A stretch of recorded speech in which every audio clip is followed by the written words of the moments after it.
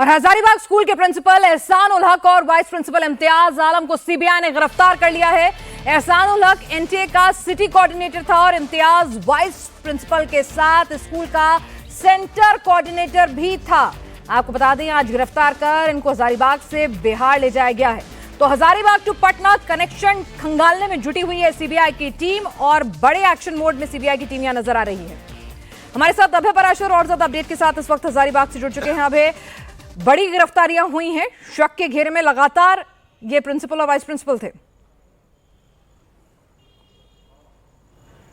देखिए, बिल्कुल शक के घेरे में लगातार थे और पिनास तकरीबन 48 घंटे से ज्यादा इन दोनों से पूछताछ हुई। सीबीआई के सूत्रों का साफ तौर पे यह कहना था कि इनके खिलाफ कुछ ऐसे ठोस सबूत लगे थे जिनको टेक्निकल तौर पर वेरीफाई करना था, जिसमें सबसे इंपॉर्टेंट थी कॉल डिटेल्स। और ये कॉल डिटेल्स पिछले 3 महीने की, चाहे हम ओएसिस स्कूल के प्रिंसिपल की बात करें एहसान उल हक या फिर वाइस प्रिंसिपल जो कि इस हजारीबाग के ओएसिस स्कूल जो सेंटर था जहां पर नीट एग्जामिनेशन को कंडक्ट कराया गया, ये उसका कोऑर्डिनेटर था। एहसान उल हक जो है वो एनटीए का सिटी कोऑर्डिनेटर था।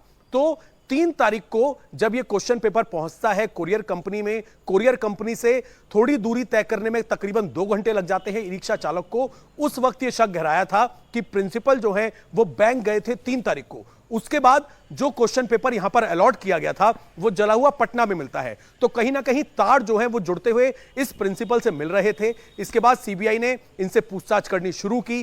पूछताछ जब करी तो एक तरफ सीबीआई की टीम ने पटना से जिन 2 लोगों को गिरफ्तार किया था, मनीष प्रकाश और साथ ही आशुतोष, जिनकी जगह पर वो बच्चे आते थे और बच्चों को वो क्वेश्चन पेपर रटवाया जाता था, उनसे पूछताछ की गई। उनसे पूछताछ करने के बाद इन लोगों के जब कॉल डिटेल्स खंगाले गए तो कहीं ना कहीं जो मुख्य आरोपी हैं, चाहे हम संजीव की बात करें, उन सबसे कुछ ना कुछ कनेक्शन निकलकर सामने आया है।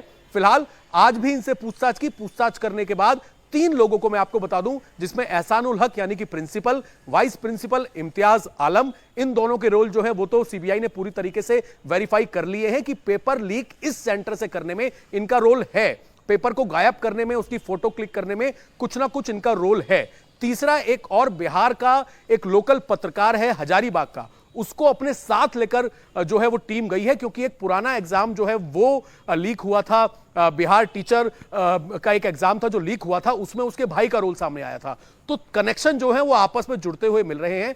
इन 2 लोगों की गिरफ्तारी हो गई है, एहसान उल हक साथ ही इम्तियाज आलम जो है, जो कि वाइस प्रिंसिपल है। साथ ही जिस पत्रकार को लेकर गए हैं उसको आगे बाकी के आरोपियों से बिहार में आमने सामने बैठाकर पूछताछ की जाएगी कि किस तरीके से ये सभी लोग आपस में कांटेक्ट में आए।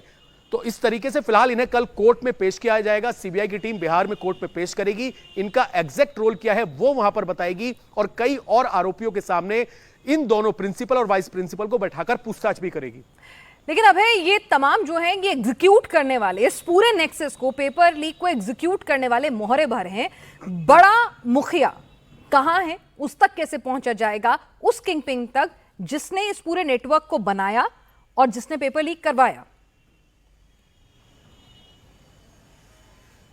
देखिए, बिल्कुल इस पूरे मामले के अंदर हम आपको बताएं, जो इस पेपर लीक कराने का जो मुख्य सरगना है संजीव मुखिया जो है वो अब तक लगातार फरार चल रहा है। उसके बारे में इनपुट्स अलग अलग तरीके के मिल रहे हैं कि वो जो यहाँ के इंजीनियर थे उनसे किस तरीके से उसकी मुलाकात हुई, पेपर कैसे लीक कराया जाना है, 40 लाख रुपए में पेपर जो है वो नीट का वो क्लियर करा देगा, इन तमाम चीजों को लेकर मुलाकात हुई। इस पूरे मामले में अब तक पेपर लीक कराने वाले, पेपर की फोटो भेजने वाले इन लोगों को उठाया गया है, जिसमें पिंटू, सिंटू, ये तमाम लोग जो हैं इनके ये सब अब तक गिरफ्तार हो चुके हैं। मुख्य सरगना के बारे में जानकारी मिल रही है कि वो ये जानकारी है कि क्या वो बस के जरिए नेपाल भागने में कामयाब हो गया है। इसको लेकर न केवल लोकल पुलिस यानी कि बिहार पुलिस और सीबीआई की टीम तमाम टेक्निकल एविडेंस के जरिए, टेक्निकल सर्वेलेंस के जरिए नजर रख रही है ताकि मुख्य सरगना तक पहुंचा जा सके।